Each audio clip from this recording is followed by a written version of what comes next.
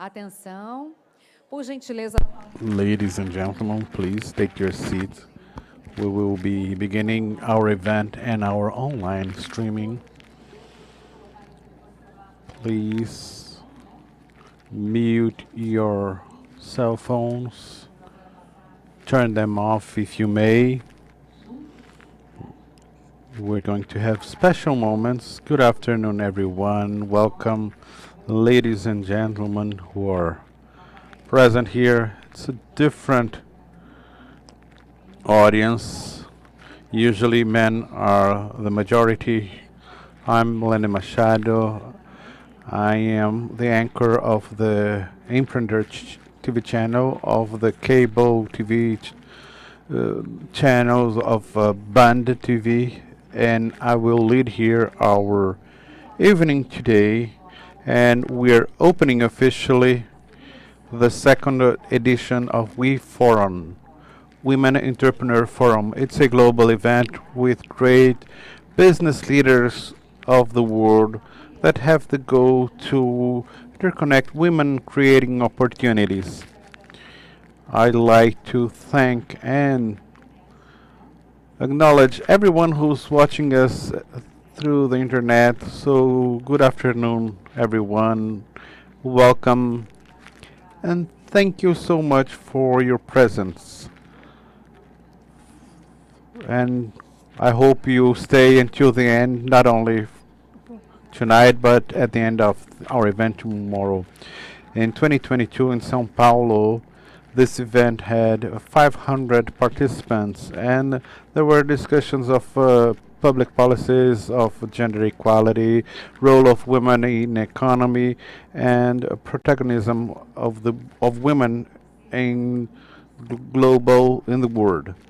So in this second edition, we have more than 20 world organizations represented here by women who take on leadership roles and who really are changing paradigms, and it allows them to take these roles. This event is promoted by the meeting of strong women who lead organizations who work with entrepreneurship. So I'd like to call the creators of this event, first of the Pay TV band, president of Women Industry Chamber of Commerce, Monica Monteiro, who is coming with the president of a national SEMEC, which the National Board of the Entrepreneur Women of the Business in Brazil, Ana Cotach.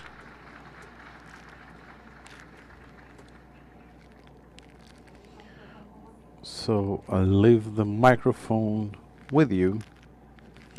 Thank you, Milena. And here we are again. So let's begin.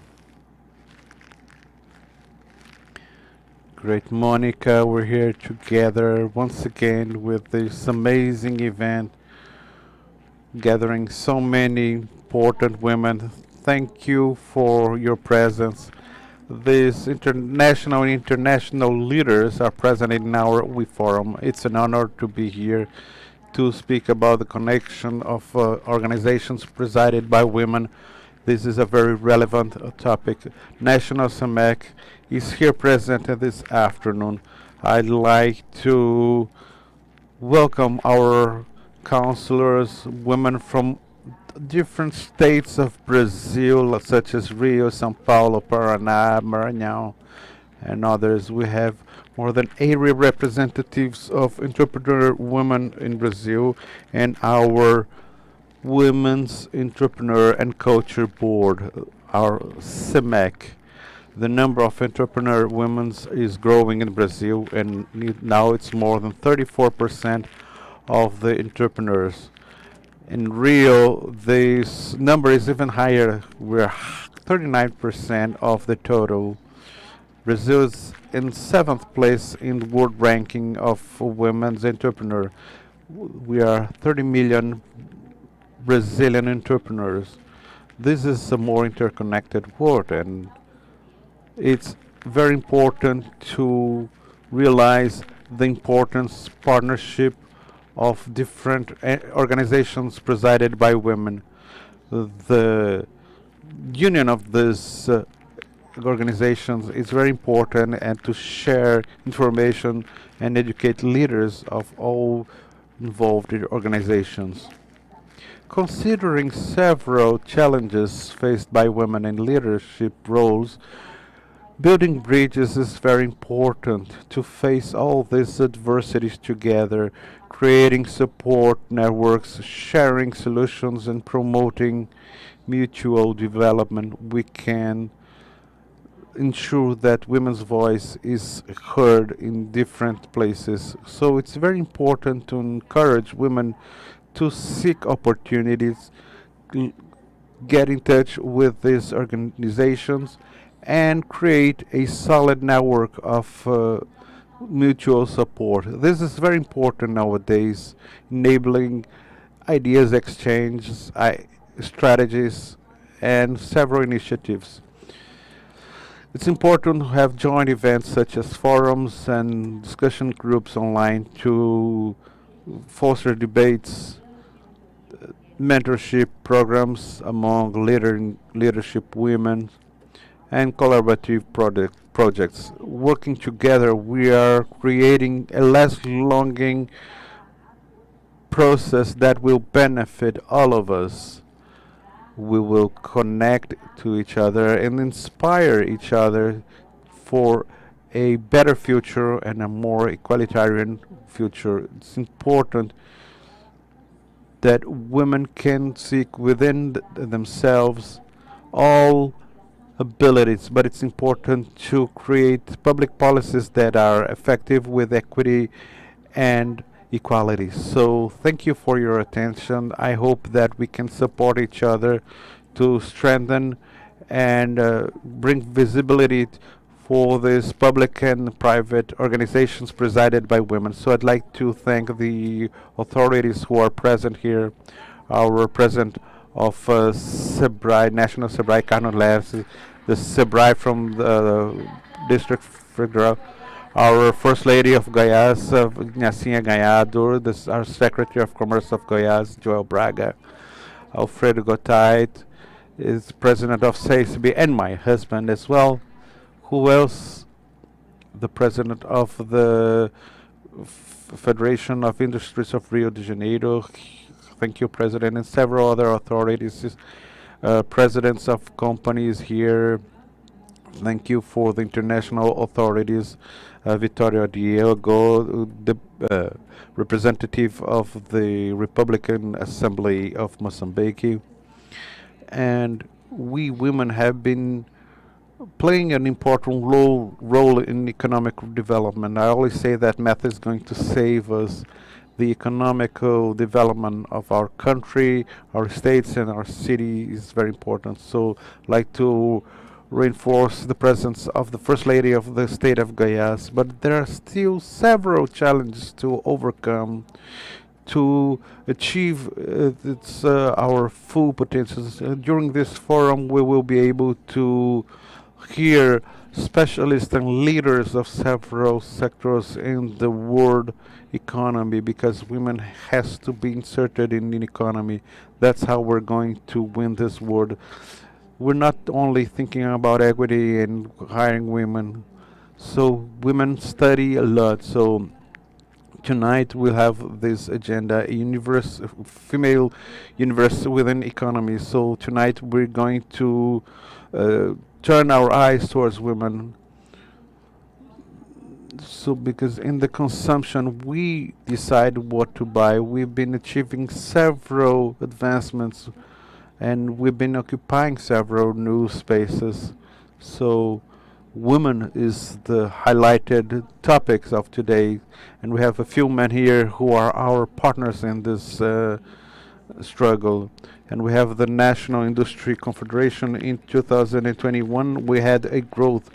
So today we are also celebrating. We've had a growth from 2019. We only have had 15%. Now we have 21% of women in leadership roles, and Rose is here, is the president of Sebrae, the federal district.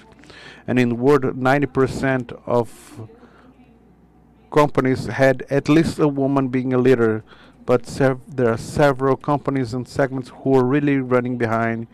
The industry has been really advancing a lot, and commerce is really important as well, but we still have a long way to go in different segments within the industry where we have to go forward. In technology, we are leading.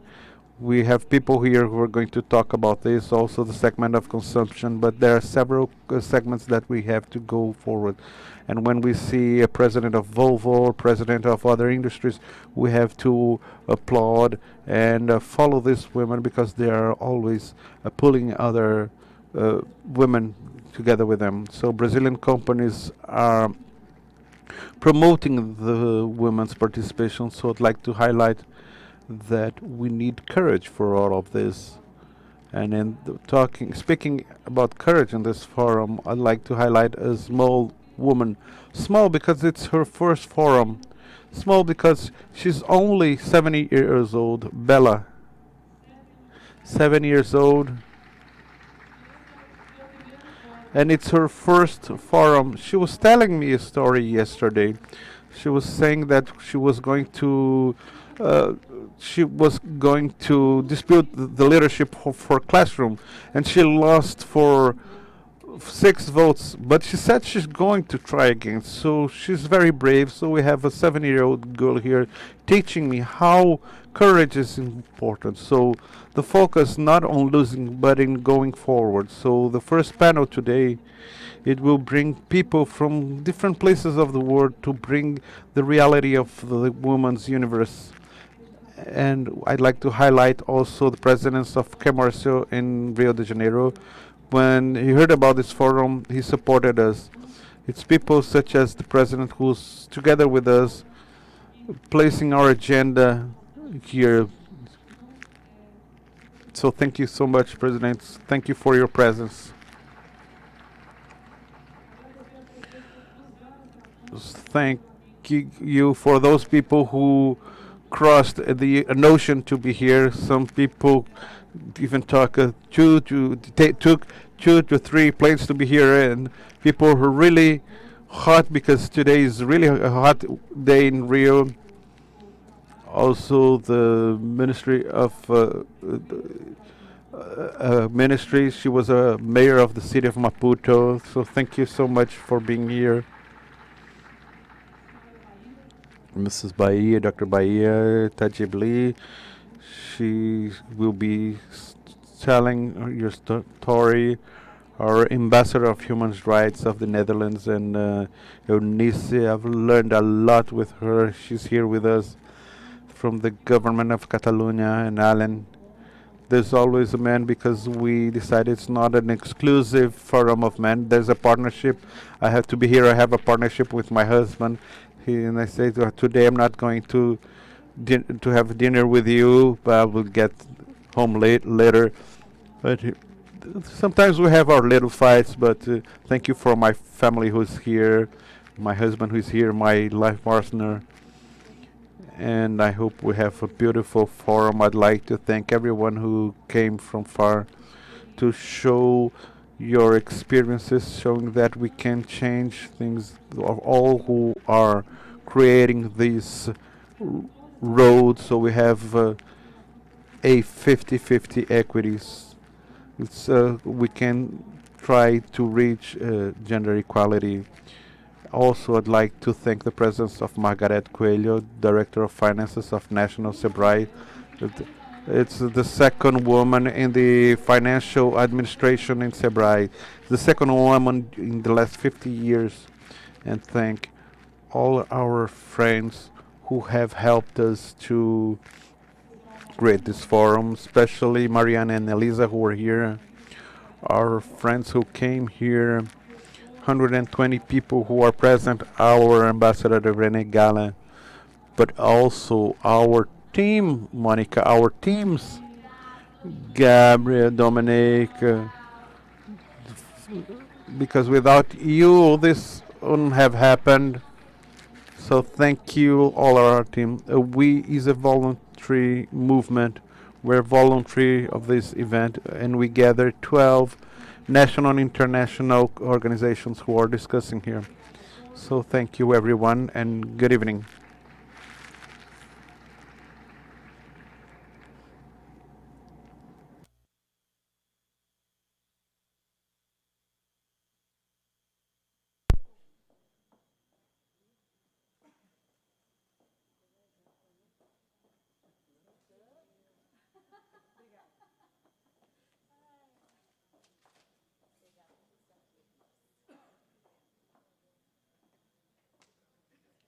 Ficaram os óculos aqui, ó. Ana, são seus? De quem são esses óculos aqui, ó?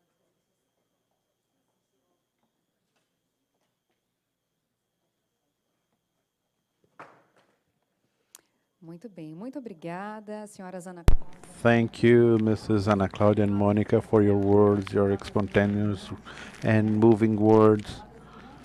Words that really take us to have a different gaze upon ourselves. And this is the proposal of We Forum on us entrepreneur and creative women. So we are here beginning this event in a cultural landmark in Rio. It's a very special place. It's a Museu do Amanhã, tomorrow's museum.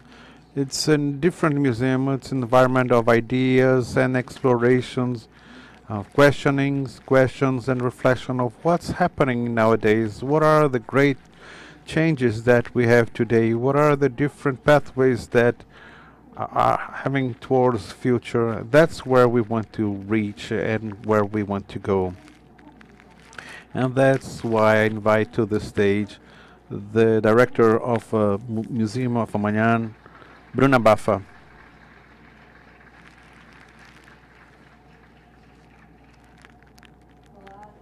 Hello, I'm Bruna Baffa. I'm General Director of Museu do Amanhã. Welcome everyone. First, I'll do my audio description. We always do this in the museum. I am a white woman. I'm 167 meters. I'm skinny, brown hair and eyes. I'm wearing a white shirt, black trousers and shoes, and black eyeglasses. So this is managed by the City Hall of Rio. So I'd like to thank the presence of Ricardo Piquet, president of IDG, this wonderful initiative of Claudia and Monica Lindalia is our partner, our present authorities. It's a great joy to have all of you here. Usually on Mondays, the museum is closed. We're doing maintenance work, but when we thought about welcoming this event, we support totally this cause because it has a lot with the essence of the museum. The Museu do Amanhã is a different science museum, and when we talk about this, we bring in our essence, this duty of thinking. How do we want to get in this tomorrow that we wish to have? So it has to be a fertile ground of construction of this. We will only reach this tomorrows that we desire, that we want to build, if we have meetings such as this. So that's why we're so glad to be on stage with you opening this event today here at IDG. We have 8 directors and 5 of them are women, and I'm part of this group. In our museum's management of 15 managers, we have 12 women, and we fully believe in gender equality to do this in a very active way, and we see the impact that it has in the exchanges that we operate, and we've been practicing this in our tomorrow and our today in a very deep way. In terms of structure, the Museu do Amanhã brings this in its projects last in a very integrated and intersectional way. When we talk about women and feminism, we need to have this intersectional look. Last year we had this project in the neighborhoods called Knowledge and Knowings, where we gather women leaders of the surrounding areas, people who are cooks and so on, to develop their actions in their regions. This is the work that we do here. Other beautiful projects that we are very proud of, women in science, and which reinforce and stimulate this presence of scientists, women, and the education of scientists, women in Brazil. Also, a project of women of 10 years old, in which we bring scientists from all over the world, Nobel Prize laureates, to talk to these girls, so showing them that it's possible to be a woman scientist. And also last year we've had a podcast with public schools and women researching about researchers. So that was the project. It's showing that it's possible that these stories are believable, and it's possible to have these stories in our everyday life. So everything that we do in structures, but also in terms of projects, it's very possible. So I hope we keep on doing this and we have more of these gatherings, because it's paramount to change our tomorrows. Thank you for your presence.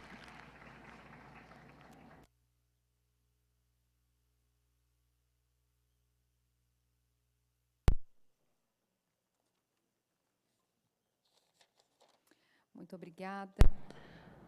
Thank you, Miss Bruna. Now I would like to invite to our stage, representing these amazing, incredible entities that are supporting this event and those that gave strength to this event. I would like to invite Mr. Alfredo Cotaiti Neto, who is from the Commerce and Business Association Confederation. He used to be a senator and also worked as a secretary in the City Hall of São Paulo.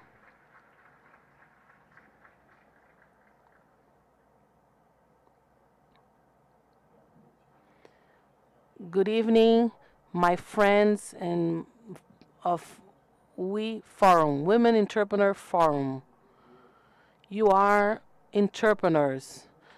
The CACB, the Confederation of Commerce and Business, we have a network of 230 different entities all around Brazil. And SEMEC, who is also here today with Ana Cláudia Cotaiti representing, is part of this network of women. They are actually SEMAC and CACB. They are all integrated in the same network. And on this network, we have 2 million companies, entrepreneurs, men and women. When I heard that we have 30 million women entrepreneurs, I'm going to start figuring out how many of these entrepreneurs they are on our network, because I think that 2 million, I think over 1 million are women. And these women that are entrepreneurs, they are real entrepreneurs. Actually, what I'm trying to say is that I'm only here to reinforce our commitment to support women entrepreneurs. I'm saying that because since the beginning of our management, our administration, I always supported women, but I really saw this strength, this determination that women have throughout the pandemics. I saw many, many families that were losing their incomes, where the head of the family lost or all the meanings or the job or the work. Women were responsible for taking care of it. And I believe that women are natural entrepreneurs. This is the message that I want to send to you, and keep this message of entrepreneur with you, because Brazil needs you. Brazil needs these women and female entrepreneurs. Just enjoy this forum. I believe this is a good opportunity for you to debate and also receive information that can improve even further your work. Thank you very much.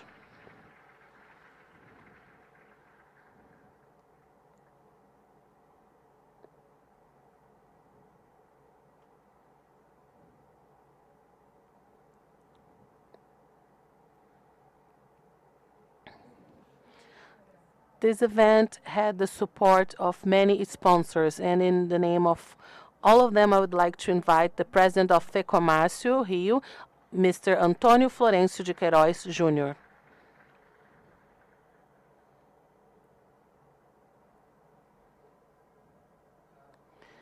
Good evening to you all.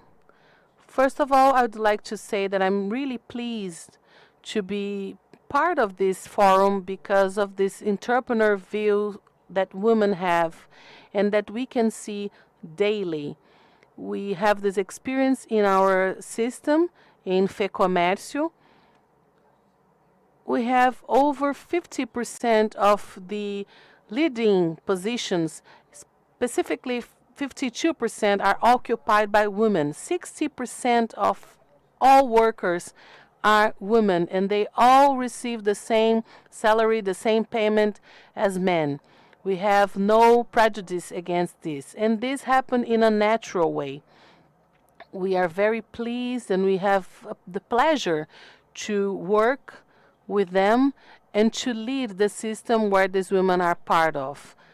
Many mentioned courage on becoming an entrepreneur, but what makes me in love of working with women is the questioning element. Women question everything, and this is very good. It gives a lot of work, but it's a good work because sometimes we have to rethink our positions, our decisions, the way we are doing things. And because of that, we are developing many projects that are dedicated to women. We started with the civil construction work, women that were facing domestic violence, and they were in that relationship because they had no income. And we started giving qualification for some women to work in civil construction, and this was a taboo. Women are not supposed to work in civil construction. Actually, women are capable of working whatever they want with whatever they want. And we have many programs in FEComércio where we qualify and we give the skills that women need to develop any kind of job. We now have a new project, and this is very important to mention, because when we look at women entrepreneurs, these have a very strong role. But there's a level, a class of women that can't not access because of some past poverty. We have a project for girls that is dedicated to period poverty. Some girls that don't have access to pads, and they use techniques that are very old to face periods every month. This situation that happens every month. And this is something that broke some taboos, because we are changing the beliefs, and they used to have some beliefs, and we are working on it. And I would like to thank a lot for the opportunity of being here. I'm really happy to be here talking to you, debating with you, and gathering together more information in a way that we can develop more projects. And I would also like to salute two women that I really admire. Lindaya, who is my friend. She's a rare, special, unique woman, and she's motivating us in doing events and initiatives, and she's bringing us the needs and helping us. We are bringing to Brazil Web Summit. It's the biggest event in Brazil, and Lindalia were the one responsible for placing that seed. And the second woman is not here, but she's always in the core of all our thoughts. That is Angela Costa. She's also a unique person, amazing in everything that she accomplished. I'd like to also send my salutes to Piquet. We are trying to do some projects with Museu da Manhã, Tomorrow Museum, and Mads, my friend, my brother. He's also an amazing person, and he's working at Sebrae. Dr. Margarete also leading Sebrae. Is a honor to have you here. And also Secretary Chicão Bulhões, representing Rio de Janeiro, developing the economy of Rio, and also bringing back to Rio the self-esteem so much needed. And I'd like to offer you and send you an invitation to know more the work of FEComércio, Sebrae, Senac in Rio and all around Brazil. Our doors are constantly open. I would love to receive you in FEComércio. Thank you very much.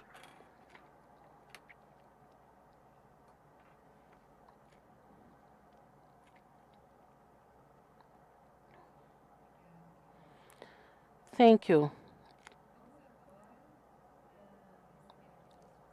Let's receive on our stage the president of Sebrae, National Sebrae, Carlos Melles. He's not only a supporter but also a sponsor of this event.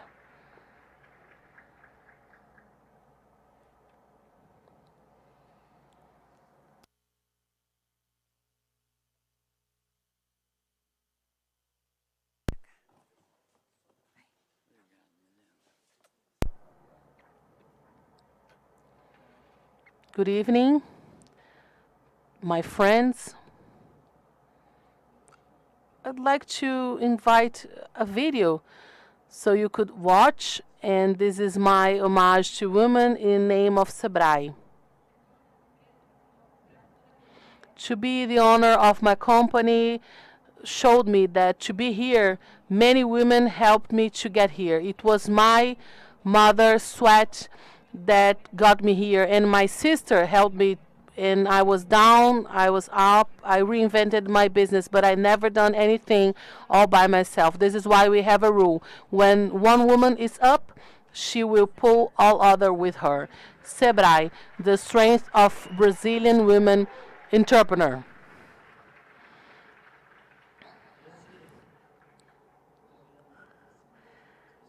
I'm seeing here Queiroz, who is a dear of mine, and Bulhões and Piquet. We are a rare fruit in this environment, but they were saying that women that work with them, me, Queiroz, I work with them. It's not they work with me. I have to obey. There's no escape. Milena mentioned the spontaneous of Monica and how sweet she is, and also Ana Cláudia. But the same way that Kutaid talked and Queiroz, they are very sweet, they are tender, and they want to serve. They are people who want to serve. And Monica is more than entrepreneur. She will bother us. She bothers us, not only you, okay? The Empreender channel, she is the host of this channel. They have almost 11 million subscribers. They created this channel that Ana Cláudia is coordinating, and she's experienced. I'm mentioning that because the content that we have in Sebrae is magical. I'm so happy to have this 4 years term that I was working that in Sebrae. I work with Margarete. She's now in the director. She's giving the feminine touch. She started with the driver's room, the lounge. She changed the chairs. She's giving that feminine air to the house, and this is very good, very positive to us. I'd like to say some things about Sebrae. I mentioned Monica, Ana Claudia,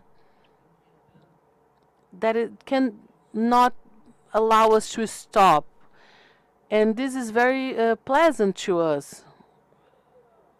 Queiroz mentioned 2 million entrepreneurs in commerce area. But I want to say that we learned a lot during pandemics because of this women resilience. You know, when someone make a joke, God, where are you?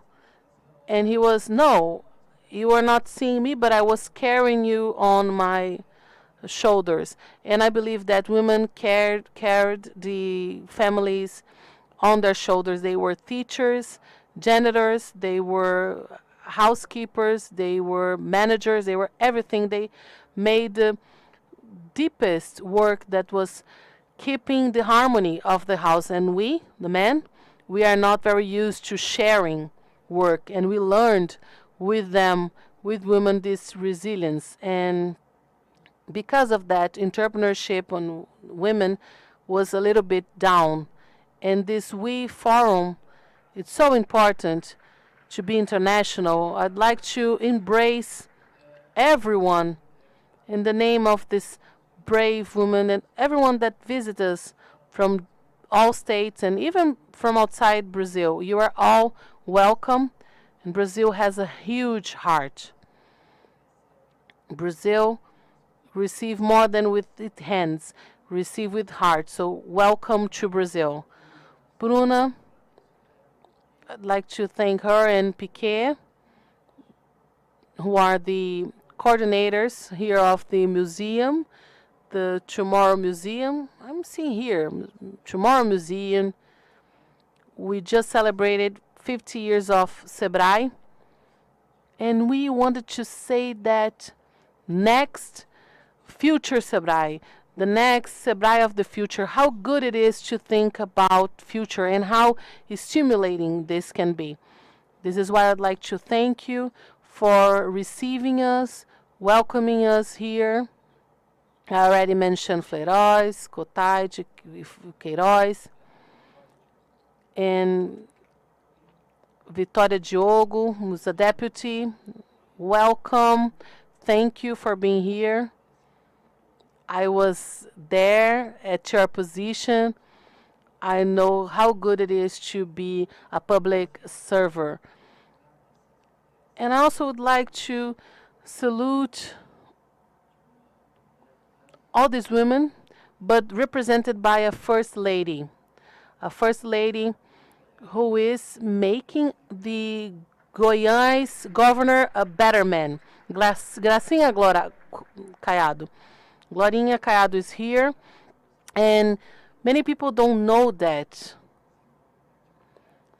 I have a friend who is responsible for the Secretary of Development in Goiás, and it's not possible to compete with Caiado in who's the best governor of Goiás in the last years. He is the best, and he has this woman, Gracinha, who is amazing. She goes from social to economics, and also on the aspects of security. This first lady, she's amazing. Just, I'll ask you to a round of applause. Even though this person is not here,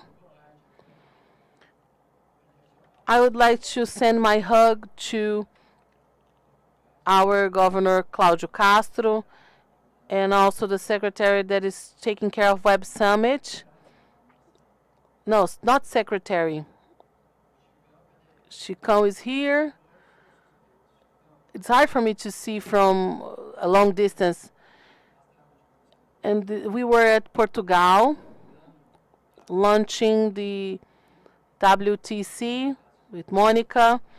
bringing Brazil to making micro and many companies international, wanting to exchange this Brazilian methodology of Sebrae. It was in April. It's going to be an amazing success. Let's grab that. I'm going to say you something that I learned and that I've been living for the last 20 years. I was the second sport ministry of Brazil in 2001, 2002, and 2003. And the president of the Olympic Committee, I told him on that rock, how can we make Brazil become an Olympic potency? And he said, well, doing what you are doing with humbleness and asking help for those who can help you. That touched me. I went to LA and he gave me the 101.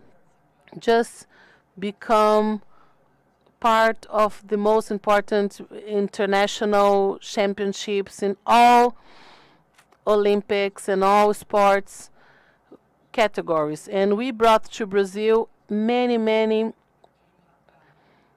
competitions here to Rio and to Brazil to bring this climate here to Brazil. And because of that, we hosted the Pan Americans and Olympics. And I'm asking you some space to change the idea of the world of entrepreneurship. And I'm going to say that with a lot of property, the role of Sebrae. Sebrae is so good, so strong and so good because Sebrae has this service spirit. We are the support of all commerce with FEComércio, SEMEC. We also have here the Agriculture Confederation. We are the runway that delivers all the ideas, that will teach the management of everything, to try showing what is fixed cost, renting, power, payment, and what is variable cost, what is capital. And with that, Sebrae has now 5,000 new agents in Brazil.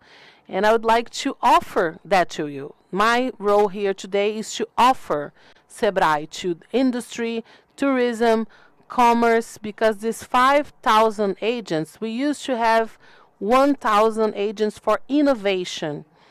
And these agents, where they act, they are improving the quality and the income and the productivity of all companies in 54% of productivity and 70% of improvement in income.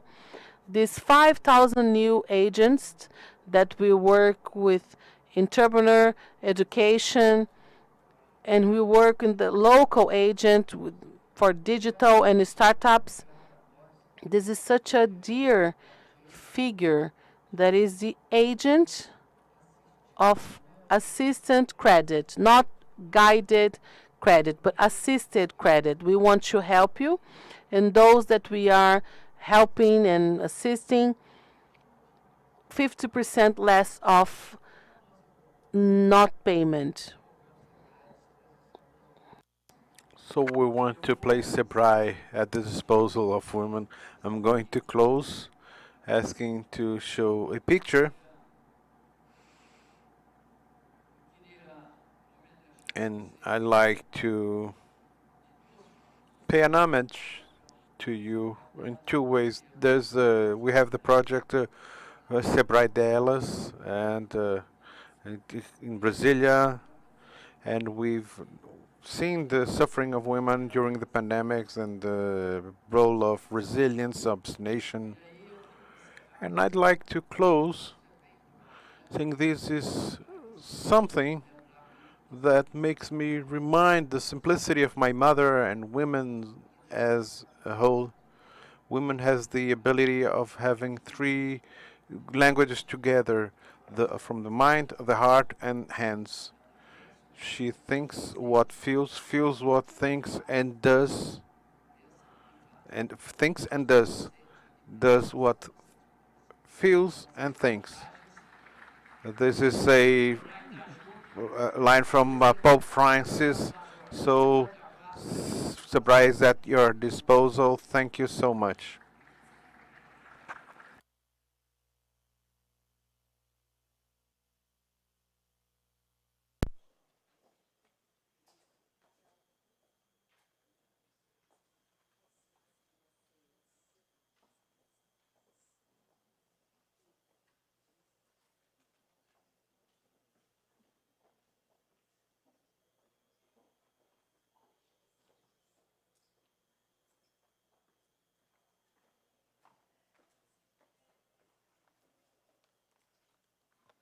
Muito bem, obrigada, Sr. Carlos Mé. Thank you, Mr. Carlos Meles. Now we'll bring them back on stage. Are you feeling? do you feel? Do you miss the women here on stage? So I'd like to pass the floor to the First Lady of the State of Goiás, Gracinha Carvalho Caiado.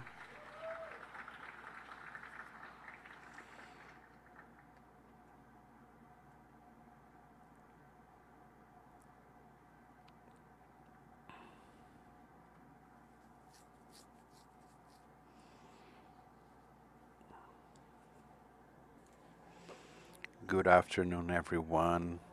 It's a great pleasure being able to be here with you, and thank you. Thank you, Monica Monteiro and Ana Claudia Kutaid, who invited me to be here, with these amazing women from Brazil and the world. I'd like to greet you all and my dear friend Carlos Meles. Thank you for your beautiful words. And I'd like to say to these entrepreneur women, it's really gratifying being here. Uh, Today, I am the first lady of the state of Goiás, but I met Ronaldo, my husband, during the Constitution Assembly fighting for the right of land. And today, as first lady, I have a social work, and the role of a ruler is to seek a way. Today in Goiás we have 7 million inhabitants, in which 2 million of them live in vulnerable situations. Some of them are in extreme poverty. And my role as First Lady is to try to find tools so that we can break this poverty cycle.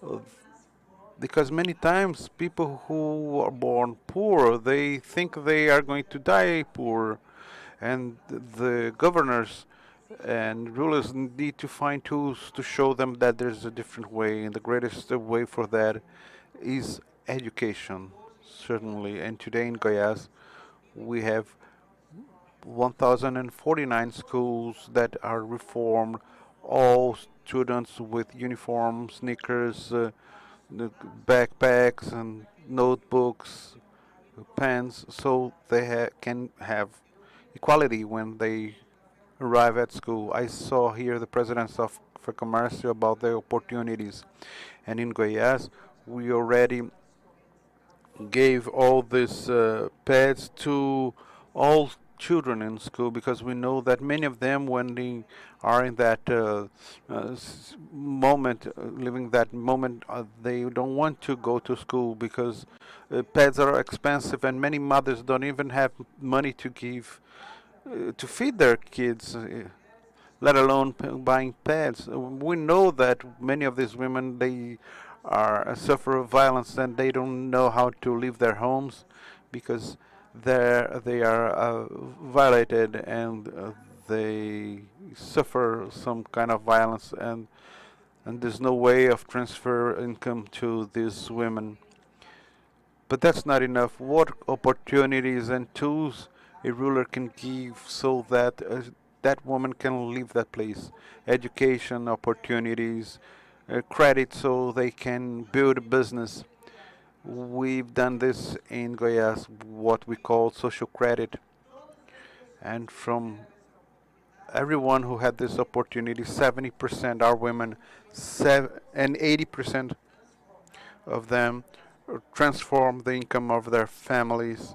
So this is a way of saying that that's possible. We can bring opportunities. We can change the lives of many people. We only don't have a tool for this change. I am the first lady today, but that's something transitory. It's a 4 years term only. You are business people. You are business women, and you can work also on this. So I'd like to say that I'm really happy when I see changes in the lives of these families and these women. Thank you so much to you all for this opportunity about speaking a little bit to you.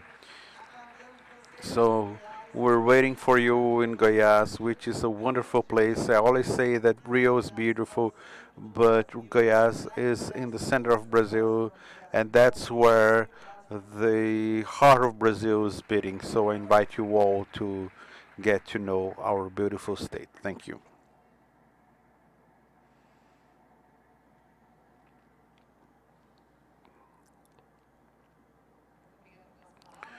Thank you for your words. First Lady of the State of Goiás, Gracinha Carvalho Caiado. So I'd like to call to the stage the Ambassador of Human Rights of Netherlands, uh, Dr. Bahia Tajib Lee.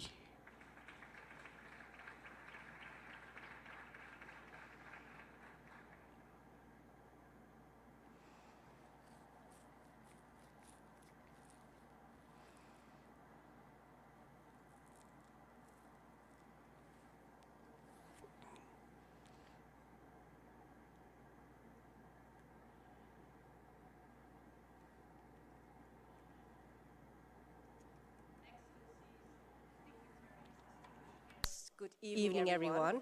It's really a great honor to be here at the second World Women Entrepreneurship Forum, this time in Rio de Janeiro. Thank you for inviting me and my colleagues for this very important occasion, and I'm really enjoying listening to all of you. Women empowerment and women entrepreneurship are topics that are very close to the heart of the Netherlands and of myself. And I'm really thrilled this evening to be here, to connect with you, learn from you, and share with you. And this in a very inspiring and stimulating environment, the Museum of Tomorrow. A museum that helps us prepare for our shared and equitable future.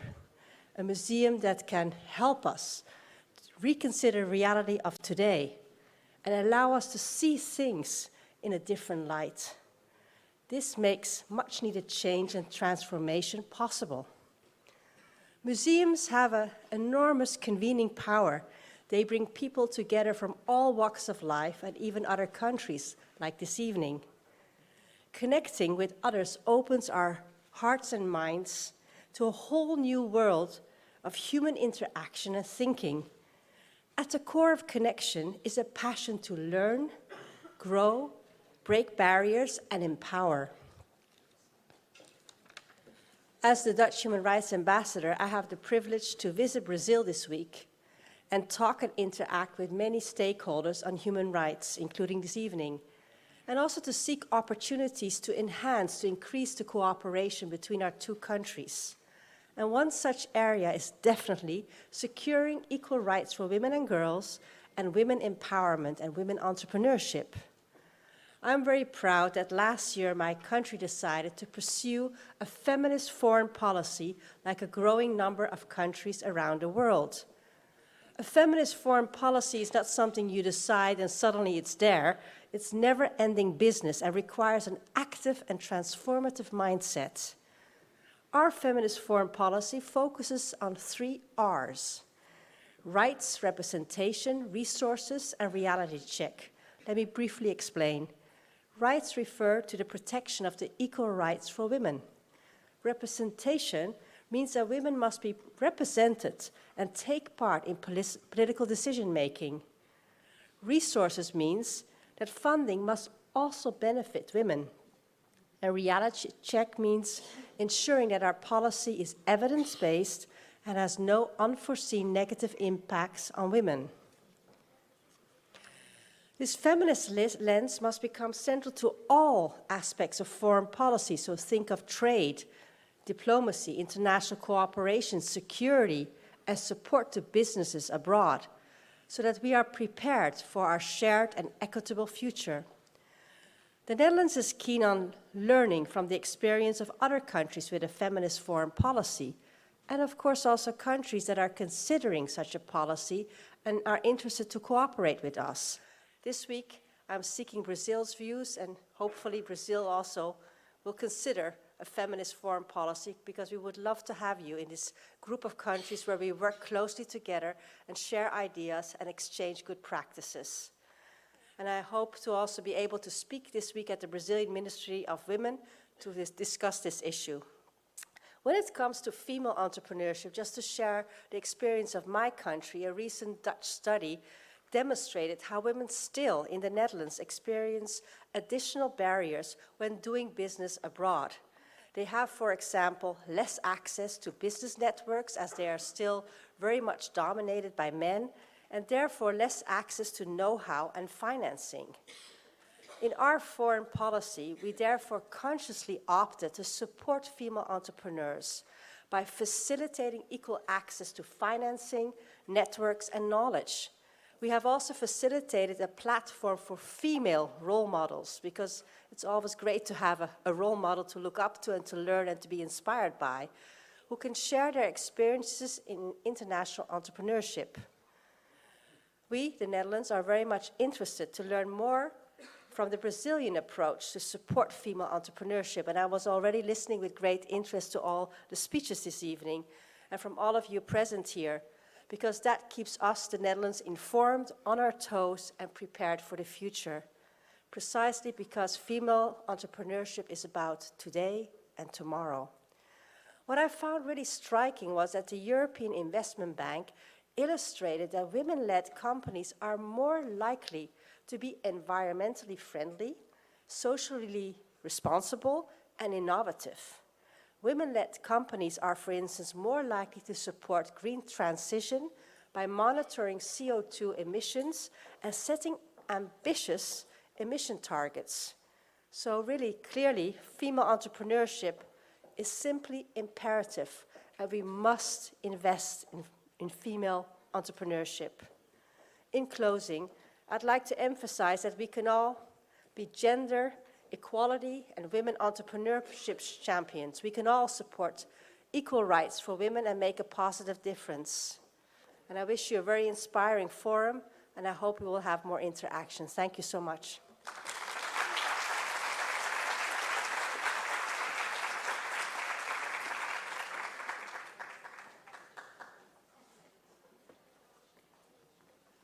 Muito obrigada, senhora Bahia. Aproveito o momento para registrar e agradecer a presença do senhor secretário de Transformação Digital e Integridade Pública. Digital transformation of the City of Rio, Tony Chalita, who is representing the Mayor of Rio, Eduardo Paes, and the Secretary of Women of the City of Rio, Joyce Trindade.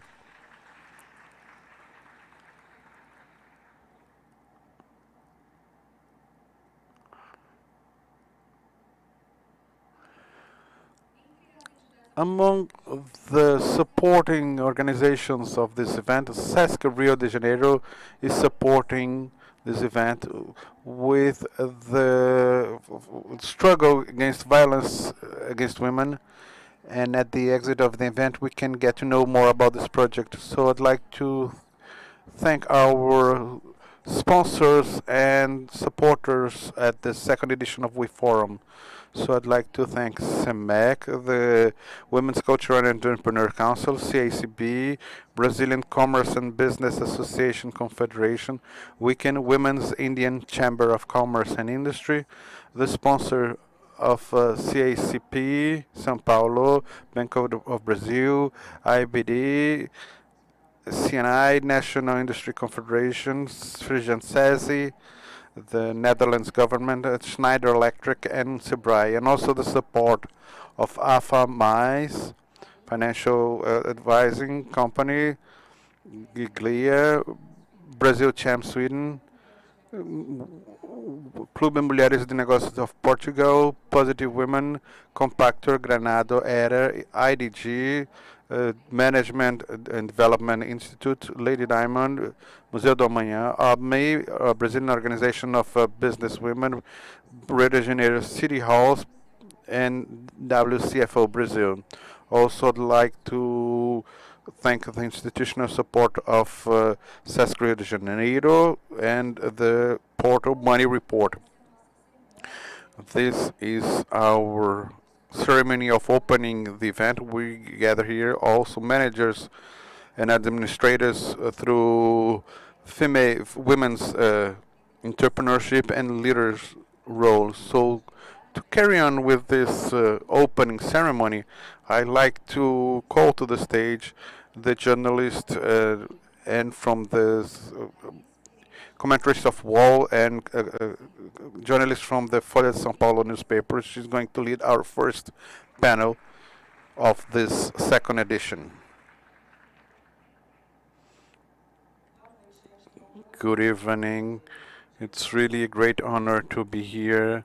I'd like to thank Milena and Monica for the invitation.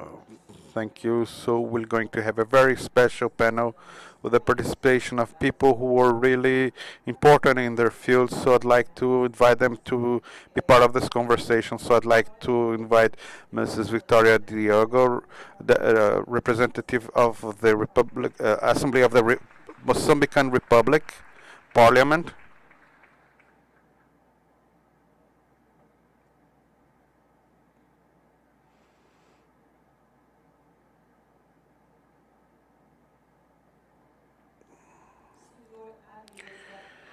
Mr. Alireza Akonde, member of the Swedish Parliament.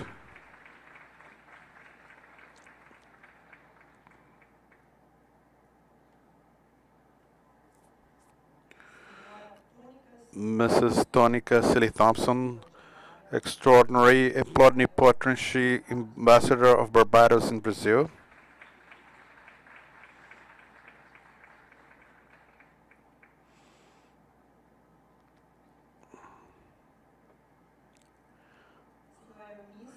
Mrs. Eunice Romero Rivera, General Director of Immigration, Refugees and Anti-Racism of the Government of Catalonia.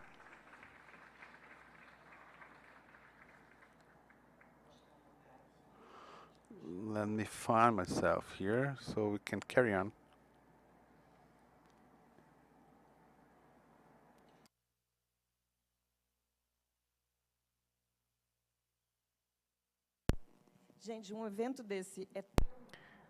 It's such a live event that I had a script for this to enter some questions, but I were hearing Mr. Carlos Melis from Sebrae National, and he's mentioned something that was very important during the pandemics, that was sharing domestic work. And this is a very important topic for us to debate when we are thinking about equality and when we think about gender equality in positions, in leading positions in private companies and public companies. This is one of the biggest issues all around Brazil, all around the world. We are debating that in Brazil, but aside from opportunities, we also have this issue that is not enough debated. And these are some issues that will make women not accepting some positions in companies or giving up on their career because they have 2-3 shifts when they get home. And I would like to start this talk with Alizeira because I know that in Sweden you have amazing public policies for mother leave, and father leave, and this will help you distributing the time that women will be out of work because they share this. How were the challenges you faced to get to the point where you are now, and how society embraced these ideas? Thank you. It's an honor to be in Brazil for the first time. It's an honor to be here in this room with entrepreneurs, female entrepreneurs. Um, it has been a long journey. We had in Sweden the first female prime minister in 100 years of democracy. And in every sector, especially in the welfare sector, we did this journey in different steps. So when we reformed the maternity system, it's possible for both parents to be home with his child. Is very good in several matters. The first thing is that we have a higher participation of women in the work life, and that's a great for economic equality. Without economic equality, we don't have gender equality. And when we had this, of course, everybody wasn't happy about this. We have people in Sweden who thinks that the female role is something else. But I want to add that female still does a lot of unpaid work also in Sweden. And this is a factor who's problematic, especially in entrepreneurship for a female. So if we want to have gender equality, economic equality, we also need to discuss not only the parenthood leave, but also the unpaid work that females are responsible for at their homes. Vocês, Tonica, desculpa, eu tinha falado o seu nome errado. Você tem... I think I said your name wrong, Tonica. Do you have anything to add regarding your country? How are you facing the situation in Mozambique? First of all, I'd like to say thank you for the opportunity to be here. Thank you for your patience, because I'm going to speak in Portuguese, and it's a different Portuguese in Mozambique, but I think you can treat me as Tonica, because I feel here as a friend of yours. So please call me Tonica. And I'll use your questions to say that I'm from Barbados. That in Barbados we were colonized, and this idea of work, domestic work, we have other journey that is even longer. I can not only talk about domestic work, but we come from slavery and come up to now, 100 years. But I'm not here to talk about slavery and anything. I would love to, but I'm not going to. I will try to give some context on Barbados, the current Barbados, and try to explain how is this division of labor, work and domestic work. And Barbados used to be a colony, and it was independent in 1834. And then it became any kind of work. And the interesting aspect of this history is that women from Barbados, many situations of this post-colonization, I have to say that I'm a student of my history yet. And I learned recently, and this is connected with Brazil and everything, is that in the beginning of last century, many women came here to be part of many projects. And these women from Barbados they were in the Amazons, in the north area of Brazil, because it's closer with the Caribbean. Can you imagine?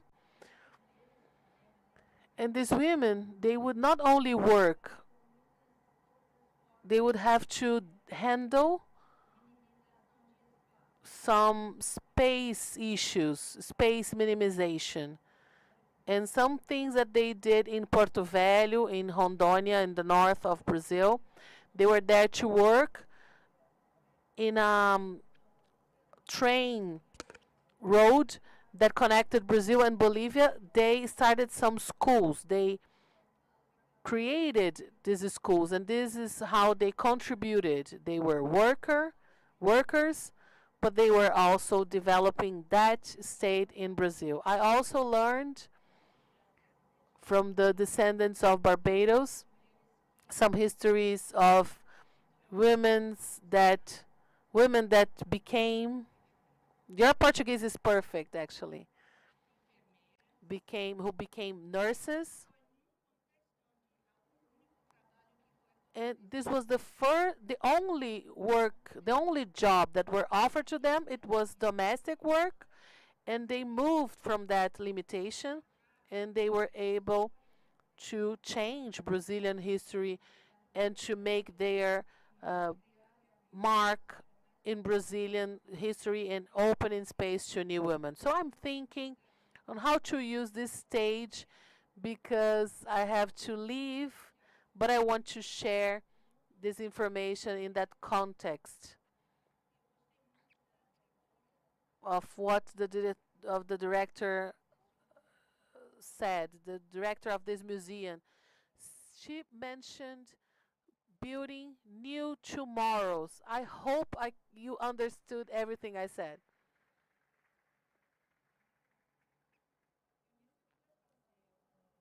Eunice, I would like to bring a topic that we talked about, and it's a topic that it's kind of crazy, but we are only talking about that in the 20th century. That is menstrual equity.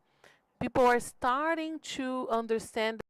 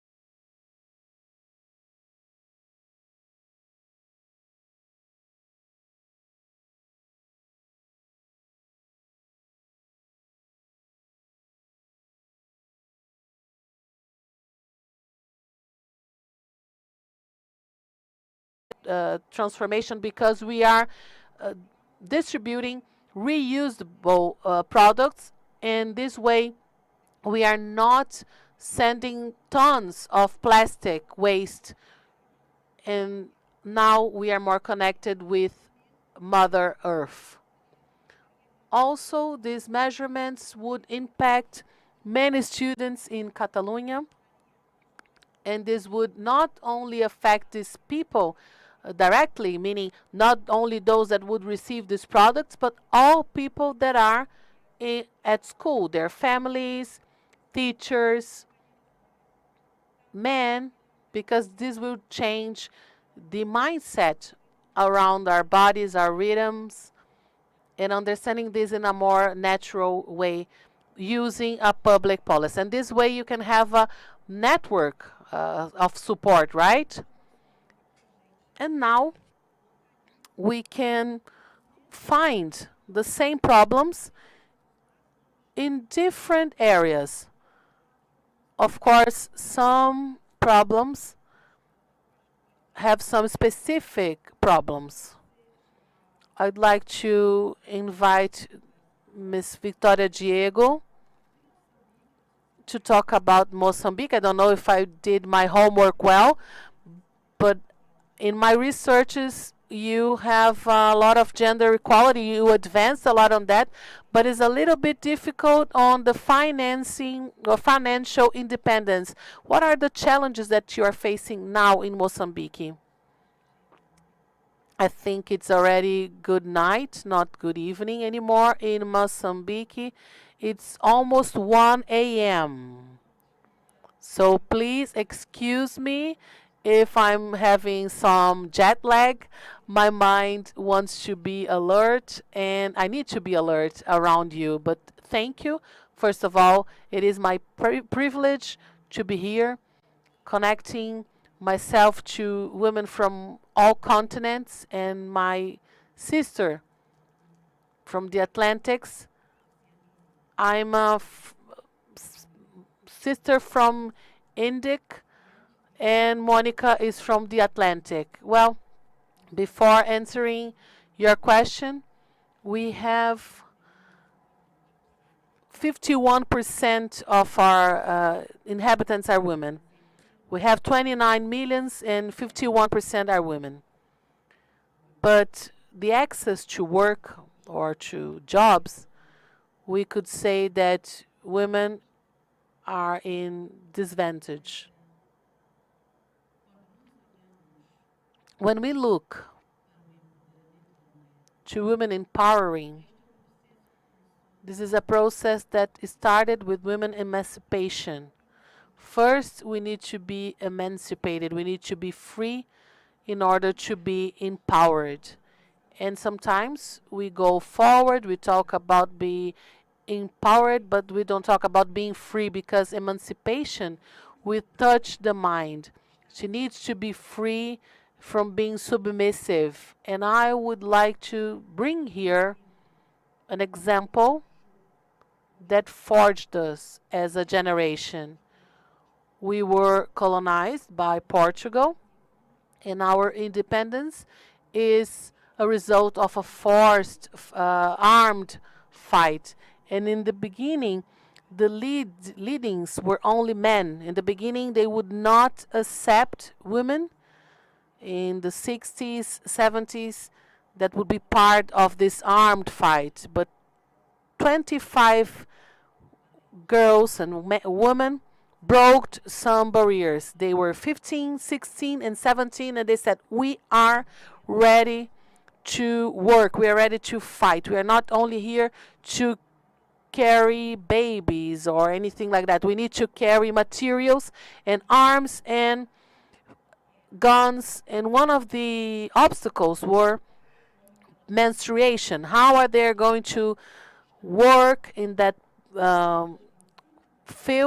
battlefield with menstruation? And they said with courage, we are women, we are not going to stop being a woman, but we are going to face that. And when they talk about that, they were hurt because they were that on the jungle with rains, but they were there. And they created the first force, and after that, they created the first platoon, and then we all came after independence. We had access to work, but paid work. But to have this access to paid work, the education policies need to be positive policies, because if you are a poor family, when you have 3 boys and 2 girls, they will have to choose, and he will choose to send the boy to school. And this is where we need public policies. And I was a minister for 15 years. And one of the approaches that we had, and all the civil society organizations would come, because not only the government is supposed to create and implement or finance, but we need organizations to fund and finance these girls that would pay for some grants, and they can be sent on school and stay at school. Because after that, we have a different challenges that are premature weddings, how to keep that girl in school. It cannot be only this role of the government. This needs to be all organizations from private sector roles. If the companies that are led by women, how can they be in this role of guaranteeing that girls can ascend and can stay at school and that can become entrepreneurs? And another thing that has to do about empowering for equality is that during this journey I've learned to see and create references of success. We are in Africa. What are the news that comes from Africa? How are African women presented? How are women presented to the African women? Violented, poor, with no education. There's no cases of success. That's why I want to thank Monica when she believes that African women, women of Portuguese expression, Portuguese language expression, has a voice to speak. And that's why I'm here today. So thank you.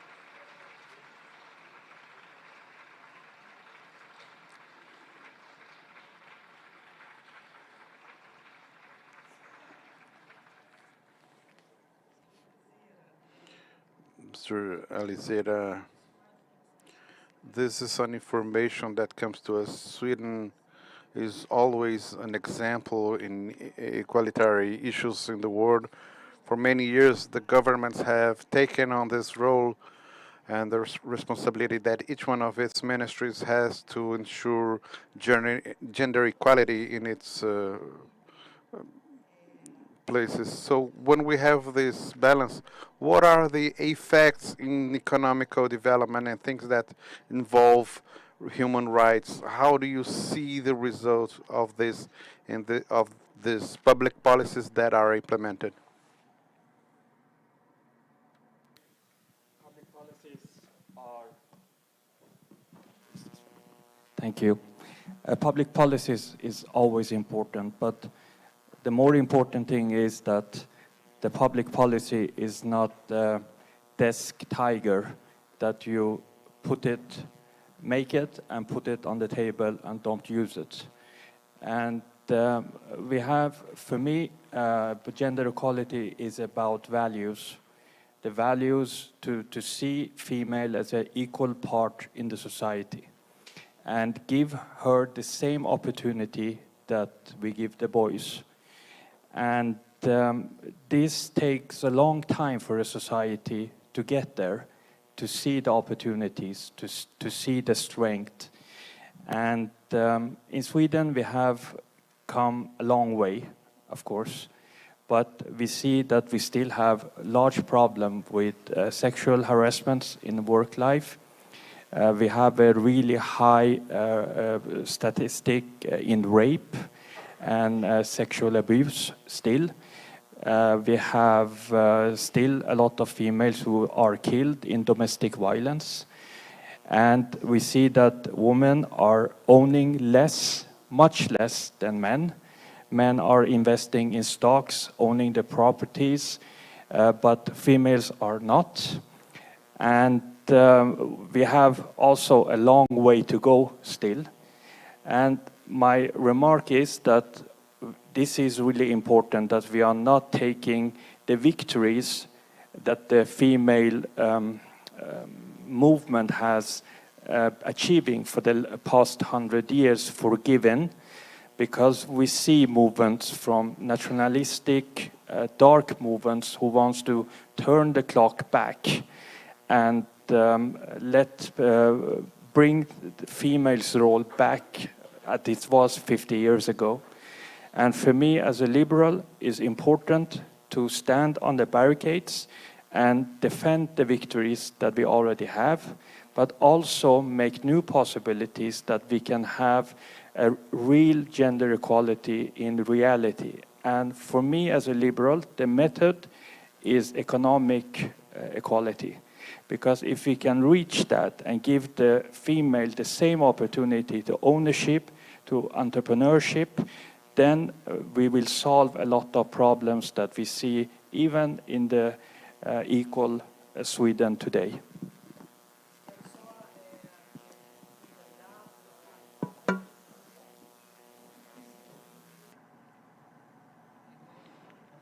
Now it's on. These issues that you've stated are very important. And just bringing some data, after Finland, Sweden is the most equalitarian country in the EU. But these numbers that you said about domestic violence are among one of the highest in the region, and researchers call a Nordic paradox, because on one hand you have a lot of gender equality, but still didn't manage to solve several issues that are important, such as violence against women. So it's very interesting to see how public policies need to be integrated to fight all these problems. Also, I'd like to ask Mrs. Tonica once again to our conversation. Barbados only broke their links with the British monarchy in 2021. Today, the country has a prime minister that is very well known by the climatic struggle, and what this subject always seem to be left aside by world leaders. Can we say that women are more sensitive to our planet's issues? Yes, we can. I think it was very interesting about what was said in another different presentation, that it is proven that when women are leaders, they have a lot more sensitivity in these issues. Uh, a colleague said that public policies that bring us closer to Mother Nature, and I think it's very interesting to have someone representing a government can speak this way. Also, I'd like to highlight what our Mozambique colleague Victoria, who talked about this, about the bond between overcoming the period situation during the war. And I was thinking, I think that this overcoming situation really gave them more strength. And I believe it's possible to say that women have this sensitivity. I would advocate that without any scientific proof, but I'd like to say also that, as well as having women in leadership roles that are very important, we have a prime minister, we have a president women, we have several women ambassadors. there was never a male ambassador here in Brazil. I'm the second female one. I hope I will be. I hope I will be part of a long tradition of female ambassadors here in Brazil. But it's also very important to understand the context of women and highlight the conditions in which they are holding on while they have the same workload. So if I am doing a work that is usually made by men, every day I have to do it in my female conditions. If I am a mother, I have to do it. That if I am a student, I have to do this and that and so on, and having periods and so on. So when I think about Barbados within this context of producing these women that are not only warriors and the planet's advocates, in which I can say that my prime minister is, we also have people such as Ariana, this superstar, but nobody knows what are the conditions that produce the needs in the that is so important. And obviously I'm talking about Rihanna, and I'm going to share one of them. In our history, in our Caribbean history, Barbados has 280,000 inhabitants. And it fits into Brazil 19,000 times. Just for you to have a context of that. It's so small. Sometimes I want to show it in the map. It's so hard to find it. How this very tiny country could produce in only one country two women who really are highlighted in the list of the most influential women in the world. I'm really proud, but I'm not, and I don't like to brag, you know. I'm really proud of this, and we really deserve. And I had to research about our history and within our same century, and I was talking about the migration of the beginning of the 20th century that brought so many migrants from Barbados here. More than 50,000 men left Barbados looking for work, saying like, okay, I'm going there and I'll send you some money. And many of us, even my grandmother and her grandmother knows about this story. Man is leaving home, going to travel, to look for work and send money and so on.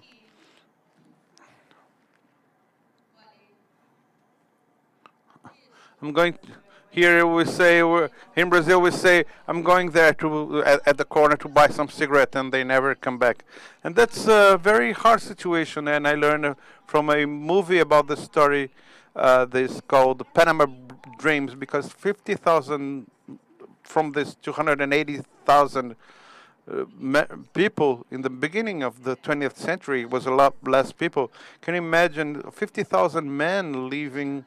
Living these women to deal not only with the situation, depression, waiting for someone to bring a letter, to bring that money that they said they would send, and this. So there's a huge psychological abuse, and they still have to struggle and keep on believing and having strength and self-esteem. So I was seeing this film, and the numbers are really strong. Someone was saying about this maths, but this maths really helped me because, what's the name of the film? It's called Panama Dreams. It's a female filmmaker, Alison Saunders Franklin, and talks about the history of immigration and so on. But how can these women really try to overcome this situation? And what I really like about Barbados history is everybody knows what rum is. Rum. It's a wonderful drink. So it's that's where the rum comes from, right? And I've learned that sometimes women used to work and cut the same amount of men. Okay, this is a woman. Let her rest or something. They had to compete and cutting sugar cane to make sugar and rum. So, and as a diplomat, I didn't like to offer rum to women. I thought I was maybe it's a sort of, but now I like to to, to offer rum to women because I can talk not only about this, not only this was made by hands that some moments that was made by these women, and where are these women who were here yesterday? And Alice had to cut sugar cane and take care of their babes, take care of her household in these conditions. So I only would like to. It's not only the excellent Prime Minister of Barbados, Little Marley. She's not only doing this; she's questioning the financial work architecture. It's not working on behalf of our needs, and not only our needs in Barbados, but our needs in this planet. This institution were created by terrible conditions with the same minister, the same policy of equality. It's a bit. It was created in a rotten basis, and we have these distortions. How can we have so many advancements when there's this complicated relationship between genders? So it's very important to think about all the questions. When you think you've reached something, you have to go beyond, and you have to question how that this really happened. Nobody came to give us rights. We like to tell a story. Someone opened the door someday, and women had rights. No. We have to imagine all the trajectory and all the struggle. Can I use your microphone?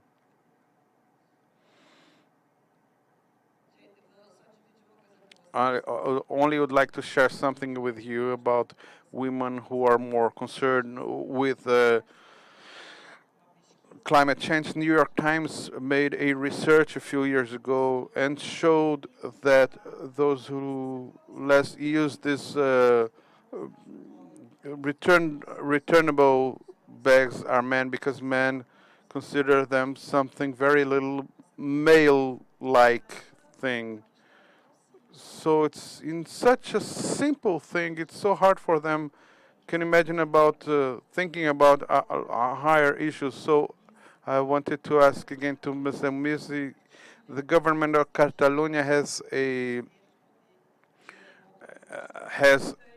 manual taking care of talking about gender equality and anti-racism, things like that, how to treat foreign people. But there's an issue that is very little explored, but which is about the static pressure that women, especially young women, but we know that older women also suffer that because we are not allowed to get old. Everybody knows that, and it fosters this pressure on women's looks. How do you intend to take care about this? And you know it's a problem that it has to be faced. I believe this is one of the most transversal topics, and this is something that it will be in women's life throughout their whole life. And we had a survey, and we find out that 60% of women in Catalonia were bothered with their self-image when they looked in the mirror. And we're thinking about everyone. We looked in their age or race. They have self-hate against them, some fat phobia, many reasons that this self-perception that can develop some eating disorders or emotional problems. And this is why we believe that we need to face everything, not only giving a solution, but we need to focus in health and also in women's rights. When we think about women's rights, we want to say that we are allowed to exist in this reality. We need to be here even without power. We need to be responsible and have power over our bodies. This is why now we are giving 10 million euros in transversal policies dedicated to education, health, and also some actions, some regulations, and some restorative justice measurements that will give women some spaces and that they can have the bodies they want. This is why we are thinking that in many words where we live, we can have the right to feel well and to feel adequate. This connection of not feeling adequate, this is something terrible that will make you feel uncomfortable. You don't feel like you're free. You don't feel like you're in power because sometimes you feel like you are in a world that's not yours, or in a world that is thinking of you as an object and not as a subject of power. And seeing things away from these bodies, being us the subject of power, of really being able to see and to build a world that is fair to women. The feminist justice will look for the improvement of everyone. Everyone. We need to create this space to have a diversity of bodies, and these bodies are authorized to live. This is the policies that we need, and this is why this is a transversal policy.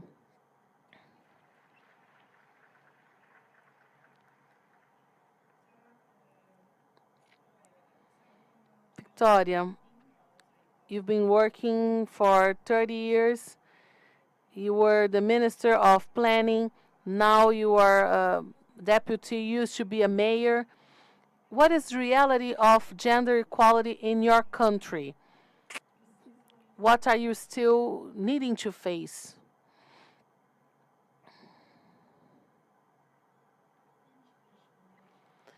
Before answering, I would like to comment. I would love to stay up to tomorrow here talking. I think we have a lot of things to talk about, but thinking about planet, we need to think about planet and climate change. And if we don't think about, we can be amazing entrepreneurs and the world will just fade away, stop existing. Having a woman in government will influence more or less.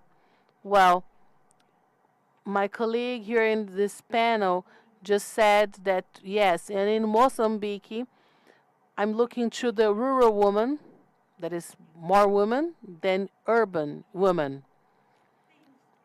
And this rural woman needs to worry about the planet, needs to worry about the nature. Because if you're playing with the nature, this will become a problem for her to survive. She is the one responsible for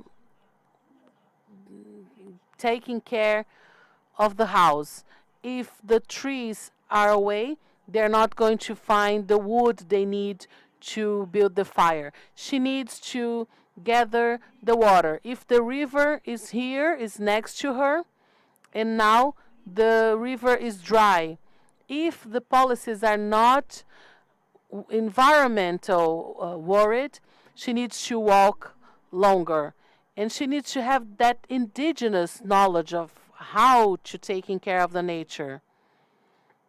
But after that, we need to have big projects and big endeavors that will become violent against the nature. The system, we need to change the system. The more we care about the system, we need to change, we need to influence men that are inside the system. It cannot only be a woman doing everything. This is why we need to have a man on our side with an open mind, with an emancipated mind, and this man should be there, correspond and work on the policies that she wants to, because we can't think that we are alone. This is a more holistic approach.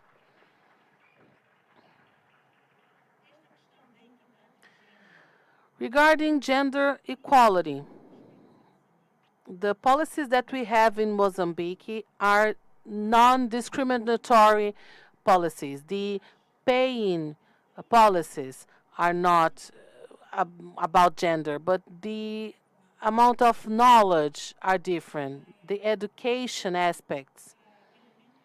This is an element that will inhibit the access to work. This is why now we have projects in the government where 50% of all financing to young people, for boys or girls, that will show some projects that are sustainable projects, 50% needs to go to girls. This is the new generation that will have a new kind of opportunity, and we are looking for and talent, because what we're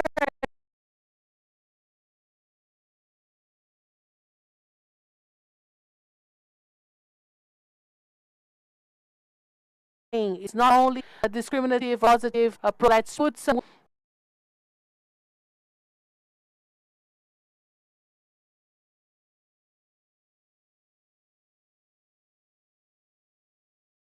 that we believe that they to each one of you, and you can use this case, this tomorrow museum, and you can talk anything. Are you optimistic in tomorrow's future, in women's tomorrow? Can I agree, Tonika? Yes, I think we need to be optimistic. We can be optimistic, but as I mentioned in my last comment, we need to be responsible for adding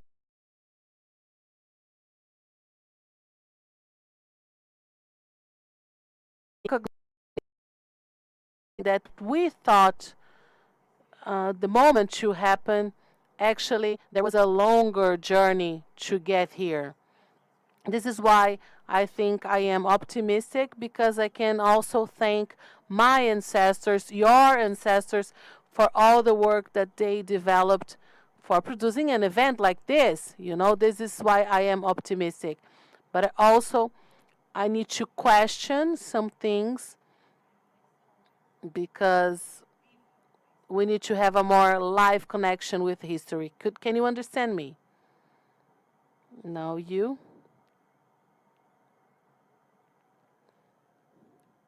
No, this is working. Yeah. Of course, I'm optimistic, but I also see quite a lot of obstacles. This journey is not easy, and it's important that we are not giving up the fight and letting the movement that wants to turn the clock back win. I'm optimistic because I also see this movement not just in developed countries. I also see the first female-led revolution in Iran right now. And we see that the females are taking place and demanding their rights. And this gives me hope that we are going to have a bright future if we continue to support the females and the young girls. But in this type of country, they are poisoning schoolgirls with chemical weapons because they don't want to see the female empowerment. They don't want to see the female leading and taking place. And for me, it's important that we together helping and bringing the cause for the public knowledge so everybody can stand together and help the females to grow and give back to the societies that they are living in.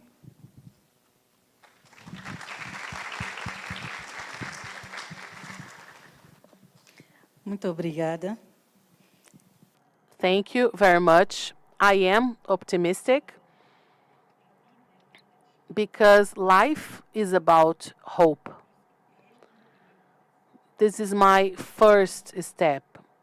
If I don't have hope, I cannot be optimistic. And without hope, we cannot live.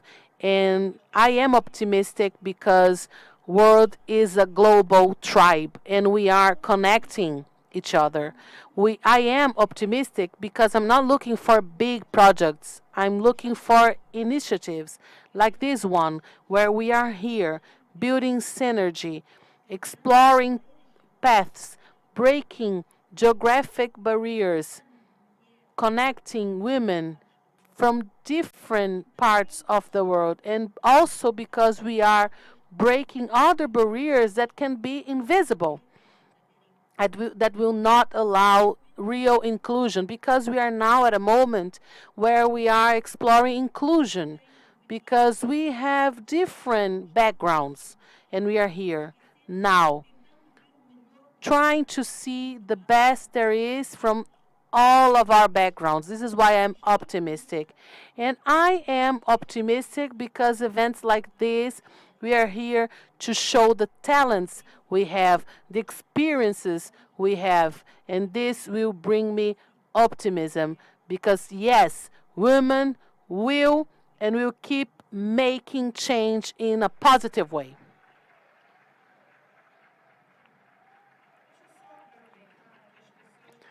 Just let me mention that they are asking you for your social networks, your social media. Can you give us your Instagram or Facebook where they can follow your work?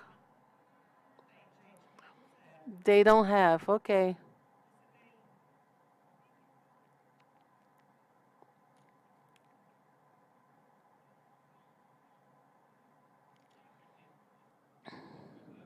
Media, yeah.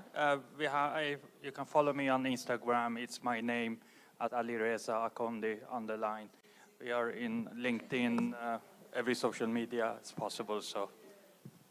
Okay. Yeah, Eu sou Tonica Silitão. I am Tonica Silly Thompson in all my social networks. Well, mainly on Twitter, I'm Eunice Puller. What about you, Eunice? Are you optimistic? Yes, I am optimistic as a political obligation. The political imagination is what is moving the world.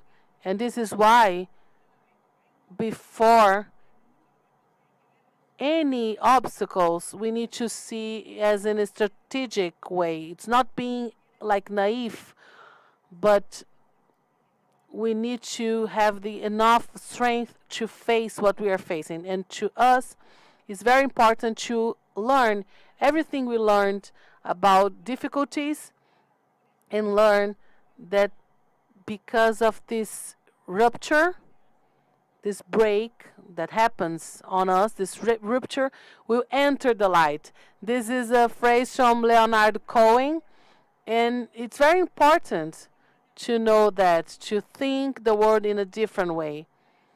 And thinking this way, it's our obligation to keep changing and to aim a better future. We are getting to the end. I'd like to thank my colleagues on this panel, Vitória, Alizera Kondo, Eunice Romero Rivera, Tonica Siliton, Thompson. Thank you for being here, to be following us, and I think we're going to have an announcement before closing up. Thank you, Marilise, and all panelists.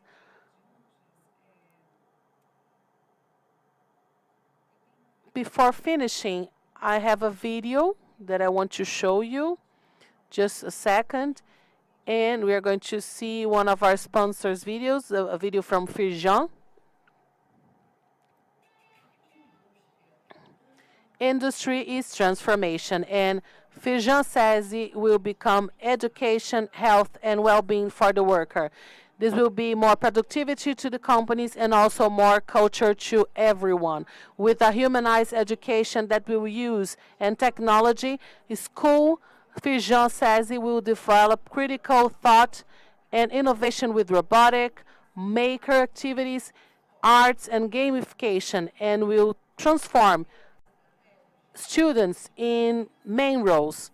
When you think about safe and healthy life for the workers, Firjan says it will support the growth of companies and will transform prevention in productivity. When promotes health in its unity and promotes education through culture, Firjan says it will transform care in well-being. And when this gets to society, this is where we transform everyone's life.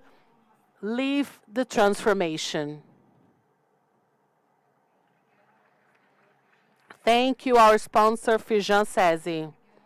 Once again, Marilise, the way you conduct this panel and all panelists, Vitória Lireza, Eunice, all of you, and would like to invite you to a photo, like a big selfie. Just stay here. Just stay here in line. The photographer will be on stage. You all stay where you are, and you all be part of the photo. Okay.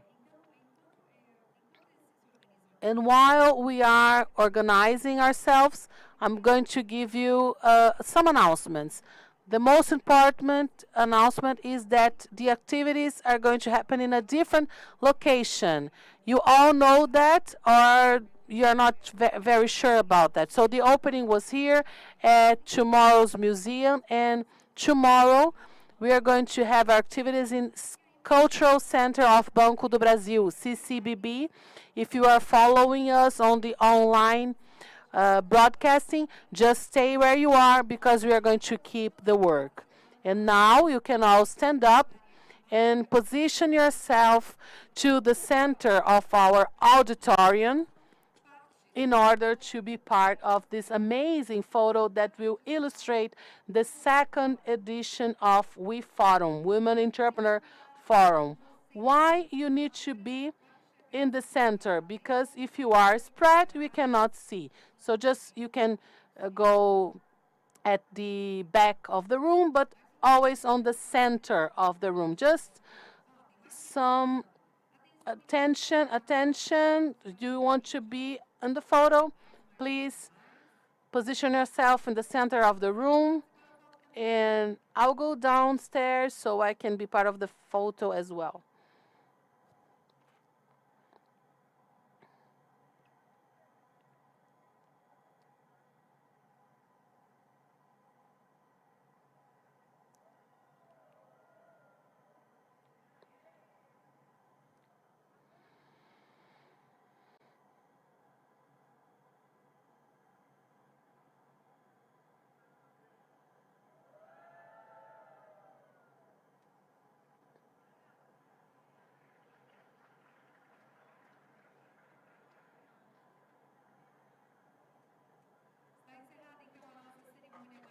So this is the end of our opening ceremony, and congratulations to you all and to the creators.